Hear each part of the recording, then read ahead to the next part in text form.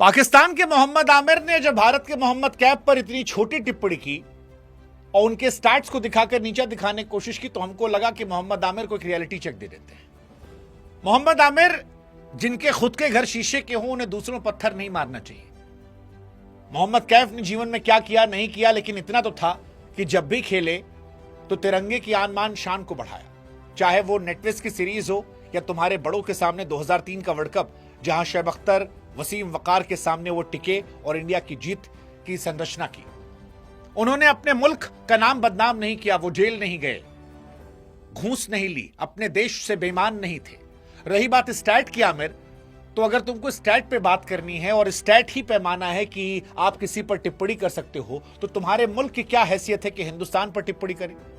2023 world cup से लेकर आज 26 तक हम सिर्फ 2 मैच हारे हैं। तुम्हारी टीम जिम्बाब्वे से लेकर अफगानिस्तान, यूएसए सबसे हारी है। तुम ससुर खुद यूएसए के सामने सुपर ओवर में पिटा के आए थे, अपने मुल्क को हरा कर आए थे। तुम कैसे बोल लेते हो? अगर स्टैट ही पैमाना है तो पाकिस्तान के किसी भी एक्सपर्ट को हिंदुस्तान पर एक लफ्ज नहीं बोलना चाहिए।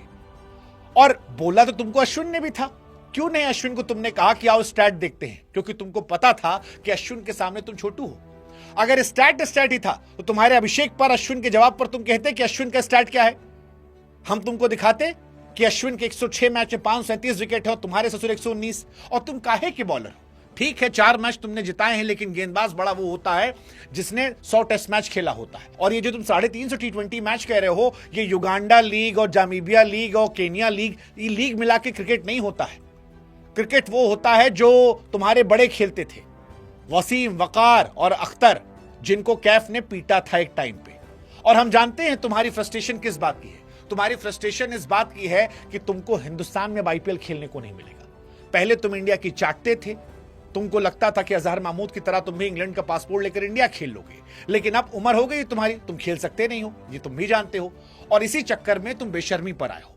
तुम बेशर्मी से हर मैच में हिंदुस्तान को हराने की दुआ करते हो, लेकिन तुम्हारी बद्दुआ 140 करोड़ लोगों की दुआ के सामने फीकी पड़ जाती है और तुम खिसियाते खिसियाते तुम्हारी टीम बाहर बैठी है और हम फाइनल खेल रहे हैं।